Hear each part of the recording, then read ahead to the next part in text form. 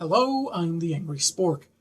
It's been rare for this show to look at alternate reality stories like Elseworlds, less so for what ifs, because, well, I've historically been a DC guy and not many what if premises have caught my interest. However, way back when, a cover managed to intrigue me, as it involved two of my favorite X-Men, and gives a different spin on their childhood.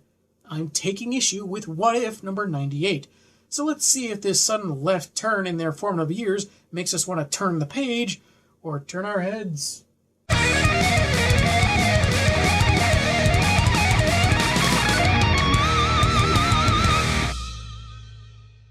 The cover is pretty good, an ominous image of Mystique in the background while apparently teenagers, Rogue and Nightcrawler, are chilling out near a tree. The title doesn't give away or detail the premise, keeping it somewhat vague, though definitely favoring Rogue as the star, with Kurt getting a feature credit. It's like Saturday Night Live. He started out as a writer on What If, negotiated his contract to include a performing option, and with any luck, he'll be one of the main cast in no time. Children in the attic. Second cousins once removed in the linen closet. The story is written by Bill Roseman, with art by Leonardo Manco, John Babcock, and Marie Javins. Seeds of Yesterday. Neglected houseplant of tomorrow. The top of the page has two very different quotes regarding fate. Euripides acknowledging it as being the strongest force he knows, just don't tell the Hulk that, and Ludwig van Beethoven wanting to grab it by the throat. I'm guessing because fate owed him money. We begin with Mystique holding an urn filled with the ashes of Destiny, her longtime friend and ally, which I specify because this comic was printed before canon would establish them as a couple, and sometimes I get weirdly specific. Although Irene wanted her ashes scattered at sea, Raven figures it may be more apropos to place her on the land where they raised the children. Oh, won't somebody please think of the children? One such protege surprises Mystique, Rogue, though we only see her in shadow, though the southern drawl in her dialogue is a dead giveaway, and maybe she brought along Storm to provide the dramatic lightning bolt behind her. She says she loved Destiny too, and even if it was in her own way, understands that the shapeshifter cared for Rogue as well, so it felt necessary to be with her at this time. Initiate flashback! We go back to when the two first encountered each other, with a young Rogue aiming a shotgun at the disguised Mystique, saying that what happened to Cody, the boy that kissed her, wasn't her fault. She's clearly defensive, so Mystique says that she knows what it's like to be different, revealing herself, for some reason, with a flowing cape and blue wisps all around her. If this is a reference to their in-canon first meeting, it's lost on me, since I never much collected that far back in. Anyway, after dramatically explaining that they're both mutants, a concept the girl doesn't fully grasp, she hugs her, saying that everything's going to be fine. After 12 hours, and it's implied taking a jet, they arrive at Raven's estate, where she'll teach the girl how to use her absorption powers to her benefit. Now let's get you washed up, in some new clothes, and get to shaking hands with some Wall Street bankers. Rogue formally meets with Irene on the front steps, who foresees great things from her. Before heading inside, the girl appears to see someone in the attic window, so that's a great first impression as she walks through the door. After taking in the lavish mansion, allegedly from Raven's work with the government, she heads upstairs and attempts to access the attic. And wow, that is just not a great angle, given she's supposed to be, 13, 14 or something? Anyway, Mystique interrupts her, saying all that's up there are boxes and noisy mice. All day long, singing, dancing, making dresses, and in between, Cinderella this, Cinderella that. If those traps don't work soon, I'm having the place fumigated. Later that night, Mystique is in her room brushing her hair, musing about how similar she and her new foundling are, in that they need to be distant from others. Rogue physically and Mystique in other ways, because of all the identities she's had to assume over the years. I kind of see what she's getting at, but it doesn't feel quite the same. Rogue's powers are more an involuntary action, forcing her to keep people at arm's length, generally used to protect others.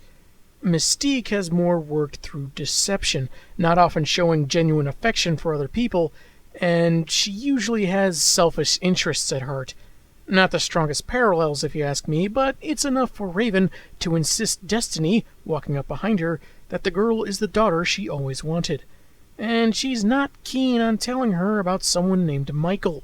Irene warns that because Darkholm's love is too strong, she could head down a path to ruination if she isn't careful, which angers the human-sized evil smurf enough that she shatters her mirror in a rage.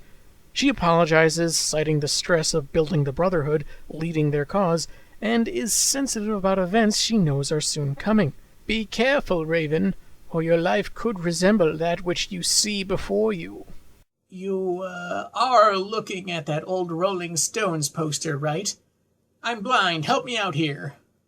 2 weeks go by, and Mystique is training Avalanche, Pyro, and Blob to face off against the X-Men. She warns that Professor Xavier's X-Men could infiltrate their base at any time, in any means, in just about any form. Not having any better understanding of her new parent, Rogue unlocks the door to the attic, having found the key off panel. The space is largely empty, save but for some workout equipment, and she begins playing around with a sword, until she's tapped on the shoulder by someone that instantly appears on her other side. Man, the Human Torch looks weird. In fact, this blue-skinned, tail-swinging, teleporting fellow is in fact Michael, Mystique's son. Raven then calls for Rogue, and she insists Michael keep their meeting a secret, but he doesn't want to be left alone again. Then we immediately go to Rogue straight up confronting Mystique about the boy. Raven says Michael's not ready for the outside world, but they'll talk later as she has to leave for work. In the next panel, Rogue is outside in the snow. I know this story has a version of Nightcrawler, but does that mean the pacing has to teleport around? The girl is already creeped out by the mansion, but her benefactor is always away at work or training the Brotherhood, and she is further unsettled by Michael watching her from afar. But figuring he's lonely, maybe she was clued in earlier when he asked not to be left alone again, she draws a picture of a whale in the snow, likening it to Blob, and the blue recluse gives it a thumbs up. Isolation, mocking someone they have a mutual distaste for, sending a like? I think these two are the ones that actually invented social media. He likes it! Hey, Mikey! A 2-page spread shows Mike and Rogue hanging out more, with Mystique's inner monologue pondering if this will help the girl adjust to life in the Brotherhood, as well as benefit her son, though her words seem to imply the possibility of something more between them, and Rogue possibly rejecting the boy, and Mystique isn't going to let anyone endanger her son, even her surrogate daughter. As Michael is painting Rogue, who's wearing an evening dress, they discuss how they got their names. She's been called Rogue for as long as she can remember, and he was named after an archangel from the Bible, though given his appearance, he seems to more associate with an alien from the book Stranger in a Strange Land. That's why he doesn't teleport outside, because he's convinced by his mom that he'd be hunted down as a monster, and they allude to a similar event when he was a baby. Until he learns to defend himself, he's stuck where he is. We're different. People are always afraid of what's different. As the Brotherhood trains against some loosely constructed robots, wires hanging everywhere, seems like there's a lot of vulnerable spots, but moving on, Rogue asks Raven why she doesn't let her son out of the house. The Changeling says this isn't the time for such a discussion, and threatens to not let them see each other anymore, but being separated from her friend motivates the girl to grab her foster mother's head to get the answers more directly. It's not a traditional Vulcan mind meld, but hey, I'll allow it. Turns out she kept him from being cast in the Lord of the Rings movies because she anticipated absolutely no one wanting a blue Legolas. Rogue witnesses the memory of Mystique being chased by some people accusing her of being a demon and a witch living among them. At the end of her rope, and the top of a waterfall, she morphs into someone that'll pass as a neighbor and claim the witch was thrown overboard, and toss the newborn for good measure. But she decides against it, not wanting the hatred and fear of her pursuers to control her. She hides baby Michael and leads the mob away, so she can escape with her child. Horrified that she almost sacrificed her boy to save her own life, Rogue accuses Raven of hiding Michael away to avoid confronting her own shame. Avalanche tries to restrain her, but she makes skin contact and absorbs his powers, which is apparently a surprise. She shakes the area around them, making them lose footing while she runs off. If she's been mostly on her own this whole time, there wasn't much opportunity to test the extent of her powers, and maybe Raven didn't think she was quite ready to join the Brotherhood just yet.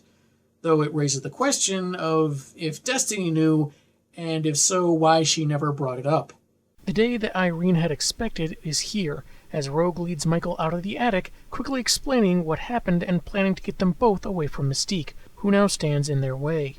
Rogue gives her another hit of absorption, but that causes them both to pass out. Figuring his friend overused her powers, Michael carries her outside to safety. Unfortunately, before he can reach the gates, he's stopped by the Brotherhood trio, who think he's one of the X-Men trying to recruit Rogue. He tries fighting back, but is thrown to the ground by Blob and encircled in fire by Pyro, who's then warned not to let Rogue get hurt, lest their leader be upset with them. Why, then, he thought it necessary to surround her in flames as well, I don't know. Rogue awakens to the scene, and her injured friend, who can't feel his legs. The Ring of Fire is not as entertaining as that Johnny Cash song made it out to be. Mystique, horrified by the sight, is held in place by Irene. No, don't! The fire is out of control! Yes, if only there was a mutant nearby that not only controlled fire, but followed Mystique's orders. Destiny says she knew what would happen when her two families met, and must now accept the consequences of her actions. Rogue urges Michael to teleport them out of the flames, but he hasn't got the strength, so urges his friend to take what he's got left and escape. Avoid becoming one of the Brotherhood, be free, and then they kiss. Pyro and Blob start fishing for compliments after taking care of the X-Man, and they're blown back by a massive BAMF! Weird, I've never known crawlers teleporting to cause shockwaves. We go to the present, where Rogue has taken on a more Nightcrawler-esque appearance because of the events of that night. Mystique admits that trying to keep the two separate caused her to lose both her kids, and she says she truly loved Michael. Rogue knows that's true, but says that her attempts to protect him and keep him close by made him feel like a mistake. There was a time Rogue loved her surrogate mom, but just like Raven taught her, she's learned to forget the past and takes her leave, blasting off. Somehow. The comic ends with Irene's ashes spilling into the sea, because we're near a body of water apparently, and Mystique among the rocks being struck by the waves, begging not to be left alone. That was What If number 98. It had an interesting concept, two characters that you'd be forgiven for forgetting are technically siblings, meeting each other in their younger days instead of making connections when they're established heroes. I just think it could have been better in a few places. I thought the pacing did kind of take a couple of hits when they just suddenly jumped ahead in time, especially on the same page. It could have done with more on Mystique, what she was doing away from Rogue, or better getting into her mindset as to why she was fighting Destiny's predictions. I do find it puzzling that she seems aware, to some ambiguous capacity, of the tragic outcome, but doesn't really do anything to stop it. If keeping Michael a secret led to his death, why not at least tell her team of mutants he existed? It comes back to bite her how she told the Brotherhood that the X-Men could infiltrate them in any form, but why would she not tell them she had a son on the grounds? They're all mutants, and they take orders from a shapeshifter with blue skin. What was she afraid of? I am too smart! I am too smart! I get that this comic is 24 pages long, so space is an issue, but there's also the fact that the best represented relationship is between Rogue and her foster brother, and not only is that rushed, there really isn't a whole lot of context for the alleged affection Rogue has for either Raven or Irene. Not helped by the unclear yet obviously short time she's at Mystique Mansion. She encounters Michael 2 weeks after her arrival, then they spend some more time together, so she's there for maybe a couple of months before his death. It just feels like there's a lot of missing emotional investment, which may only be compensated for if you're already familiar with how Mystique raised Rogue in the main canon. Also, Rogue Crawler's power set is a tad confusing. If I had to guess, I'd say that since she absorbed Mystique and Avalanche beforehand, sapping the last of Michael's life force caused a kind of permanent fusing of all three mutants' abilities. That explained the shockwave from that last teleport and how she rocketed off at the end. Perhaps Mystique's shapeshifting caused her to more resemble Michael. Yeah, there have been cases where Rogue has taken on the physical attributes of whomever she touches, but Raven's powers would explain her hands and feet, as well as the tail, and the glowing eyes, something that Mystique had that Michael never really exhibited. Nerd! As for the art, I can't say I cared for it. I don't think it's bad, but there's a scratchy, granular element to it that gives it a dirty vibe on most pages. This flashback of Mystique's memories, I see what they were going for, but it all just feels like kind of a mess in execution. There's some really good detailing in the line work, but it can get lost in all the dark coloring. Okay, that's a heaping helping of what I thought could have been improved. But what is there that make this worth reading, even if it's inconsequential to the main canon? It definitely has a Hunchback of Notre Dame feel to it, though admittedly I'm mostly familiar with the Disney movie, so anyone more acquainted with the novel or other adaptation will probably feel differently about the comparison. Yeah, the ending was kinda sad in a Pyrrhic victory kind of way, but it didn't really bother me because being in its own continuity opens the door for something more memorable even if it doesn't affect the greater universe. Whether or not there was a romantic component in Rogue and Michael's relationship, I think is open to debate, and I generally think not, that kiss notwithstanding, but hey, that's me. The last panel had a couple of really good details. Raven begging not to be left alone parallels Michael after he first met Rogue, making her seem doomed to the very thing she forced her son into, if for his protection. The other, and this was much more subtle, Irene's ashes spilling into the sea. They wind up where she wanted them, even though Raven wanted to place them elsewhere, trying to defy destiny, as it were. And it cleverly fits in with the overall theme of the story that, no, she couldn't. And look where it got her. There's definite room for improvement, but it's really not bad. Doesn't fail as much as other stories I've read. Or will read. I'm the Angry Spork, and man have I got issues.